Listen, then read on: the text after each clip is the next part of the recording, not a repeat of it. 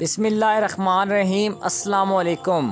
ایک نوجوان نے ایک عالم دین سے پوچھا، میں ایک نوجوان ہوں اور نامحرم دیکھنے کے لیے مجبور ہوں اور اپنے آپ کو نہیں روک پاتا، اس صورت میں کیا کروں؟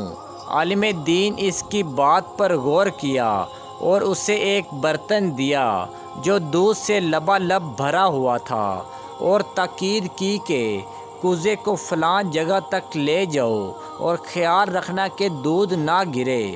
پھر کہا، میں خود بھی ساتھ چلتا ہوں، اگر تم سے دودھ گرا تو میں سب لوگوں کے سامنے وہیں تمہیں چھڑی سے ماروں گا۔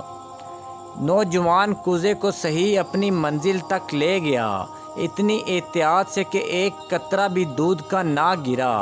تب عالم دین نے اسے پوچھا، راستے میں کتنی لڑکیوں کو دیکھا؟ نوجوان نے جواب دیا، کسی کو بھی نہیں۔ میں اس فکر میں تھا کہ دودھ کو احتیاط سے منزل تک پہنچا دوں تاکہ لوگوں کے سامنے مار کھا کر ذلیل نہ ہوں۔ عالم دین نے کہا، یہ اس مومن کی داستان ہے جو خدا کو ہمیشہ اپنے کاموں پر حاضر و ناظر جانتا ہے، اور قیامت کے دن وہ نہیں چاہتا کہ اپنے حساب و کتاب کے ذریعے لوگوں کی نظروں سے گرے۔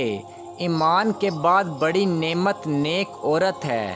حضرت عمر فاروق رضی اللہ عنہ، جو آدمی خود کو عالم کہے وہ جاہل ہے، اور جو خود کو جنتی کہے وہ جہنمی ہے۔ حضرت عمر فاروق رضی اللہ عنہ، طالب دنیا کو علم پڑھانا راہزن کے ہاتھ میں تلوار دینے کے مترادف ہے۔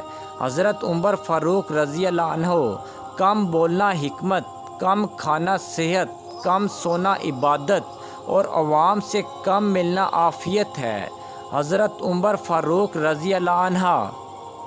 اگر آپ کو میری کہانیاں اچھی لگتی ہیں تو مجھے ضرور اپنی رائے سے آگاہ کیجیے گا اور میرے چینل کو سبسکرائب کیجیے گا۔ اللہ پاک آپ سب کو سلامت اور خوش رکھے۔ خدا حافظ۔